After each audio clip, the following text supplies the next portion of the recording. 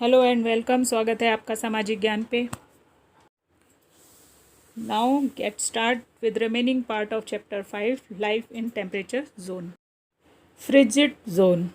Description. The North Frigid Zone includes the tundra, which is a zone of level or rolling ground devoid of any trees.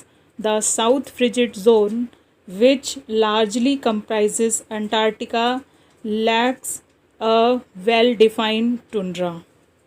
Climate. The frigid zone experienced cold climate. These zones experience two seasons, summer and winter. Summer are short and winter are very long and cold. The polar region experienced 6 months of continuous daytime and 6 months of continuous night. Vegetation. Due to cold climate and permanently frozen soil called permafrost, there is almost no vegetation in the frigid zone. However, the tundra region is characterized by alternate freezing or thawing of the ground. During the thawing season, that is snow melting season, mosses, lichen and scanty grass grow. Arctic flowers bloom during thawing season and bring color to the landscape. तो जैसा कि हमें पता है, frigid zone में north frigid zone आता है जिसे टुंड्रा प्रदेश कहते हैं, और साउथ में फ्रिजिड जोन आता है जो अंटार्कटिका और लास्ट का जो एंड का वो है वेल डिफाइंड टुंड्रा प्रदेश उसे कहते हैं। क्लाइमेट यहाँ फ्रिजिड जोन का बहुत ठंडा होता है। यहाँ पे दो ही सीज़न होते हैं, समर और विंटर। समर जो है वो शॉर्ट और विंटर बड़े लंबे होते हैं। पोलर रीजन में 6 महीने कंटिन्यूस डे टाइम होता है और 6 महीने कंटिन्यूस नाइट होती है। तो due to cold climate permanently frozen soil called permafrost.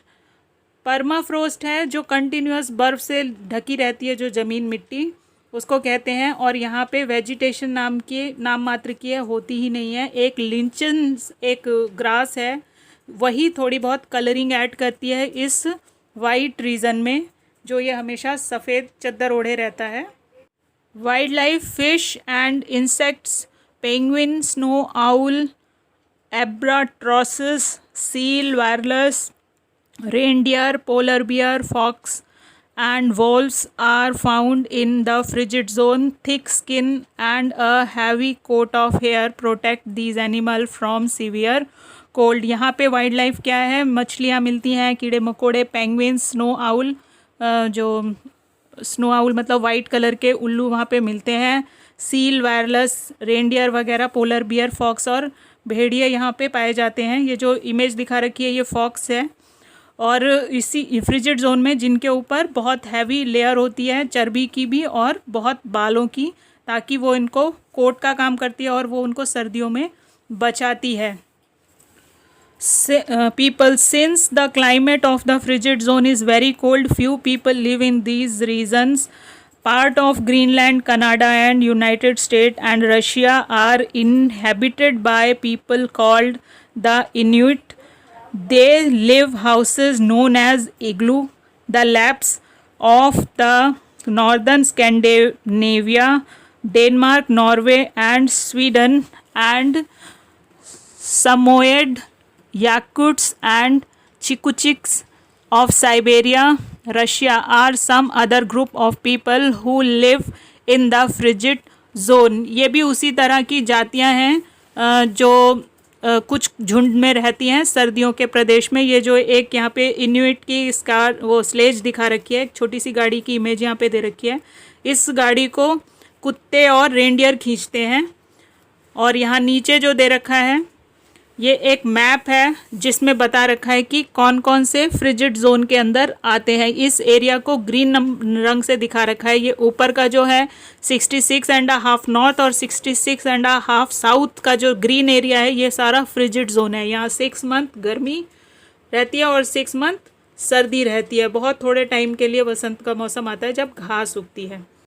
Did you know? Zoom in.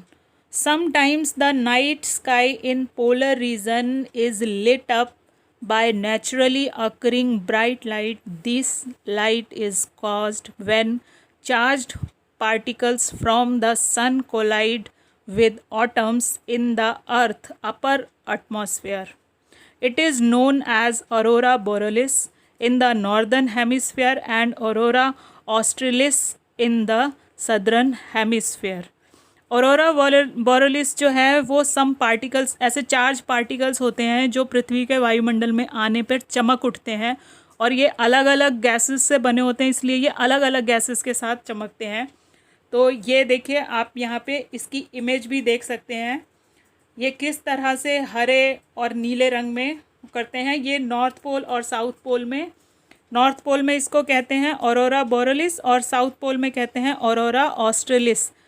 और इसके कलर्स देखिए आप, हमको पता है कि जो नॉर्थ पोल है, साउथ पोल है, ये मैग्नेटिक फील्ड है, चुंबकीय क्षेत्र है ये, और चुंबकीय क्षेत्र होने की वजह से वायुमंडल में से जो लाइट्स वापस चली जाती है, हमें फील्ड में तो दिखाई नहीं देती लेकिन ध्रुवों पे दिखाई देती हैं, क्योंकि बर्फ़ से रिफ्लेक्ट होकर जब वापस आसमान में जाती हैं तो ये पार्टिकल्स जो हैं, जैसे इंद्रधनुष दिखाई देता है, उसी तरह से ये यहाँ पे रिएक्शन होता है, और ये काफ़ी स्ट्रॉन्ग रिएक्शन होता है। इस वजह से ये कलर्स की लेयर आप बिल्कुल अल्ट्रावायलेट रेज़ हैं, ब्लू रेज़ हैं, ग्रीन रेज़ हैं, ये सब दिखाई देती हैं, यहाँ पे विजिबल होती हैं। और अगर अभी तक आपने चैनल सब्सक्राइब नहीं किया तो इसे सब्सक्राइब कीजिए, लाइक कीजिए, शेयर कीजिए। Thank you, thanks for the watching and special thanks for Pinterest for providing video.